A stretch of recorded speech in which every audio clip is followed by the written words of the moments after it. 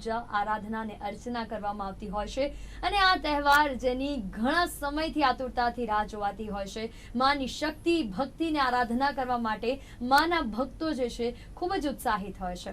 આ વખતે નવરાત્રીની ઘણી બધી વિશેષતાઓ છે જેના વિશે આપણે વાત કરવાના છે. મા દુર્ગાના 9 સ્વરૂપ, એમાં પહેલા નોરતા સાથે જોડાયેલા સ્વરૂપ એટલે મા શૈલપુત્રી, અને તે અંગે વાત કરવા માટે આપણી સાથે કાર્યક્રમ અંતર્ગત જોડાઈ ચૂક્યા છે પ્રશાંત દાદા, જાણીતા ભાગવત કથાકાર છે. પ્રશાંત દાદા, સ્વાગત છે આપનો કાર્યક્રમમાં. ધન્યવાદ બેન. પ્રશાંત દાદા, પહેલા તો નવલી નવરાત્રી એટલે કે નવલા નોરતા જેની આતુરતાથી રાહ જોવામાં આવતી હોય છે. ગુજરાતનો આ મુખ્ય તહેવાર નવરાત્રી, અને આ નવરાત્રીની સાથે માં દુર્ગાના ધાર્મિક રીતે 9 સ્વરૂપની પૂજા થતી હોય છે. તો પહેલા નોરતાના દિવસે માં શૈલપુત્રી સાથેનું જોડાણ હું પહેલા તો આપની પાસેથી જાણવા માંગીશ.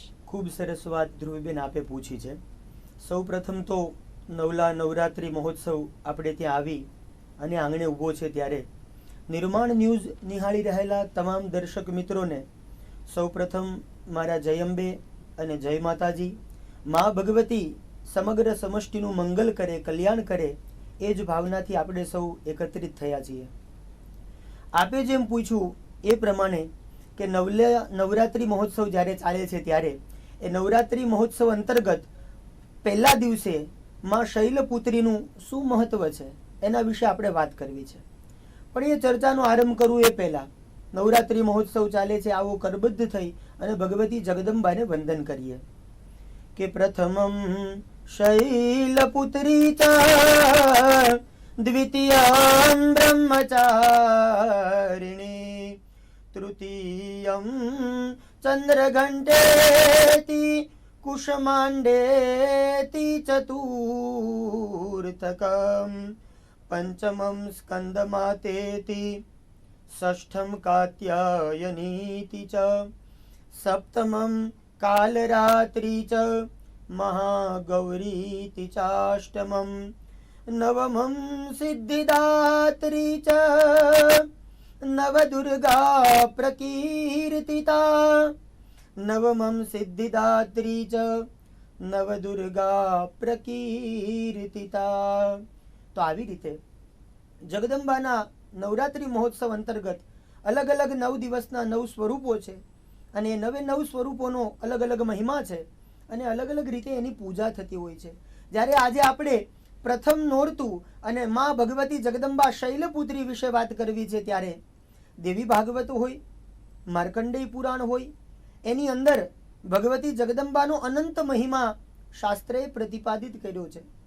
સૌ પ્રથમમાં આપણે શૈલપુત્રીનું જે જોડાણ છે એની ચર્ચા કરીએ, એની વાત કરીએ તો શાસ્ત્રમાં એવું લખ્યું છે શૈલપુત્રી માટે. ધ્રુવીબેન બહુ સરસ મજાની વાત કરી કે જગદંબા શૈલપુત્રીમાં એ કેવા લાગે છે, એનું સ્વરૂપ કેવું છે અને એ જગદંબા ભક્તો ઉપર કેવી કૃપા કરે છે એના માટેની સરસ વાત લખી છે કે વંદે વાંછિત લાભાય ચંદ્રાર્ઘ કૃતશેખરમ વૃષા રૂઢામ શૂલધરામ શૈલપુત્રીમ યશસ્વિનીમ વૃષારૂઢામ શૂલધરામ શૈલપુત્રીમ યશસ્વિનીમ. શાસ્ત્રમાં શૈલપુત્રીમાં એટલે કે નવદુર્ગાના 9 સ્વરૂપોમાંનું પ્રથમ સ્વરૂપ એટલે માં શૈલપુત્રીનું સ્વરૂપ. પહેલા દિવસે માં શૈલપુત્રીની પૂજા અર્ચના આપણે ત્યાં થતી હોય છે. શૈલપુત્રી માં એ નંદી ઉપર સવારી કરે છે. શૈલપુત્રી માના જમણા હાથની અંદર ત્રિશૂળ જોવા મળે છે. ભગવતી શૈલપુત્રી માં એના ડાબા હાથની અંદર કમળનું પુષ્પ આપણને જોવા મળે છે. માને જગદંબા શૈલપુત્રી માને લાલ રંગ એ અતિ પ્રિય માનવામાં આવ્યો છે. શાસ્ત્ર એમ કહે છે કે તમે લાલ પુષ્પ લઈ પછી જાસૂદનું હોય તો બી ભલે અને ગુલાબનું હોય તો બી ભલે. જગદંબામાં શૈલપુત્રીને જો લાલ પુષ્પ ચડાવવામાં આવે તો એનાથી સાધકનું આયુ આરોગ્ય એ પ્રબળ બને છે. આરોગ્યની અંદર નિરામયતા એ માં જગદંબા શૈલપુત્રી સાધકને આપતા હોય છે. શૈલપુત્રી માનું જોડાણ શું છે તો એના માટે ધ્રુવીબેન પુરાણોમાં ખૂબ સરસ કથા વર્ણવવામાં આવી કે માતાના પૂર્વજન્મની શૈલપુત્રી માના પૂર્વજન્મમાં તે પ્રજાપતિ દક્ષને ત્યાં પુત્રી સ્વરૂપે અવતર્યા હતા. આવી કથા પુરાણોમાં બતાવવામાં આવી છે. ત્યાં ભગવતી જગદંબા શૈલપુત્રીનું નામ સતી એવું બતાવવામાં આવ્યું છે. અને આ સતીના વિવાહ ભગવાન શંકર સાથે થયેલા. દક્ષ પ્રજાપતિ એ પોતાની પુત્રી સતીના વિવાહ શંકર સાથે કરેલા. પણ ત્યારબાદ દક્ષ પ્રજાપતિને પ્રજાપતિનું બિરુદ આપવામાં આવે છે. અને એક દિવસ દક્ષ પ્રજાપતિ સભા ભરીને બેસે છે. સભાની અંદર બધા જ દેવી દેવતાઓ એ વિદ્યમાન હોય છે. જ્યારે દક્ષ પ્રજાપતિ સભામાં આવે છે તો બધા જ ઊભા થાય છે, પણ ભગવાન શિવ ઊભા નથી થતા અને બ્રહ્માજી ઊભા નથી થતા. તો ભગવાન શિવ ધ્યાનસ્થ હોય છે એટલા માટે ઊભા નથી થયા. પણ દક્ષને એમ લાગે છે કે આ મારો જમાઈ પણ છતાંય મારું માન રાખતા નથી. તો આમ દક્ષને પોતાના અભિમાનમાં બડો અધિકાર દક્ષ જબ પાવા, અતિ અભિમાન હૃદય તબ આવા. દક્ષ પ્રજાપતિને અભિમાન આવે છે. તો આ અભિમાનના કારણે દક્ષ પ્રજાપતિ બીજી વાર યજ્ઞનું આયોજન કરે છે. તમામ દેવી દેવતાઓને આમંત્રણ આપે છે, પણ ભગવાન શિવને અને સતીને આમંત્રણ નથી આપતા. એટલે કૈલાસના ઉત્તંગ શિખર ઉપર ભગવાન ભોળાનાથ એ સતીને રામકથા શ્રવણ કરાવતા હોય છે. એવામાં બધા જ દેવી દેવતાઓ વિમાન લઈ અને કૈલાસના એ શિખર ઉપરથી પસાર થાય છે. એટલે ભગવતી ભગવાન શિવને પૂછે છે કે પ્રભુ, આ વિમાનો ક્યાં જઈ રહ્યા છે? હવે અહીંયા ભગવાન કથા સંભળાવે છે, પણ સતીનું ધ્યાન કથામાં નથી. સતીનું ધ્યાન તો વિમાનો જઈ રહ્યા છે, એ વિમાનોમાં સતીનું ધ્યાન છે. ભગવાન શિવ કહેવા લાગ્યા, દેવી એ વાત ન પૂછો, એમાં જ મજા છે. પણ સતીએ બહુ આગ્રહ કર્યો એટલે ભગવાન શિવ કહેવા લાગ્યા કે તમારા પિતાજીને ત્યાં દક્ષ પ્રજાપતિને ત્યાં યજ્ઞ છે. યજ્ઞની અંદર આ તમામ દેવી દેવતાઓ યજ્ઞમાં ભાગ લેવા માટે જાય છે, પણ આપણને આમંત્રણ નથી. ત્યારે સંક્ષેપમાં કહું, સતી ઘણી દલીલ કરે છે અને ત્યારબાદ ભગવાન શિવ સતીના હઠાગ્રહ દ્વારા એને ત્યાં મોકલે છે. સતી ત્યાં જાય છે. યજ્ઞમાં જઈને જુએ છે તો કોઈ સતીને બોલાવતું નથી, કોઈ સતીને માન સન્માન આપતું નથી. બહેનો એ સતીની સાથે વ્યંગ કરવા લાગી. પણ રામચરિતમાનસ એમ કહે કે સતીના માતા એ ખાલી સતીને પ્રેમથી મળ્યા છે. પણ સતીએ જ્યાં યજ્ઞકુંડની જ્યાં સ્થાપન કર્યા હતા ત્યાં નજર કરી, બધાના સ્થાપન જોયા, પણ ભગવાન શિવનું સ્થાપન ન જોયું.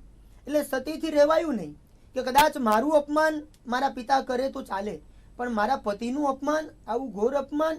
અને આમ પણ શાસ્ત્ર એવું કહે છે ધ્રુવીબેન કે જે યજ્ઞમાં શિવ ન હોય એ યજ્ઞ ક્યારેય પરિપૂર્ણ નથી થતો. એ યજ્ઞમાં ક્યારેય કલ્યાણની ભાવના નથી હોતી. શોર્ટમાં એવું કે એ માં ભગવતી સતી એ પછી આ શિવનું અપમાન સહન ન કરી શક્યા એટલે પોતાના જમણા પગની અંદર અંગૂઠાથી યોગાગ્નિ પ્રજ્વલિત કરી અને રામચરિતમાનસ એવું કહે કે અસકહી યોગ અગિની તનુ જારા અને ભયઉ સકલ મખ હાહાકારા. આખો યજ્ઞની અંદર હાહાકાર મચવા લાગ્યો અને માં ભગવતી એ સતી એ યજ્ઞની અંદર બળી અને વિધ્વંસ થયા. ત્યારબાદ એ માં સતી એનો જે બીજો જન્મ થયો એ હિમાલયને ત્યાં પુત્રી સ્વરૂપે માં સતીનું પ્રાગટ્ય થાય છે.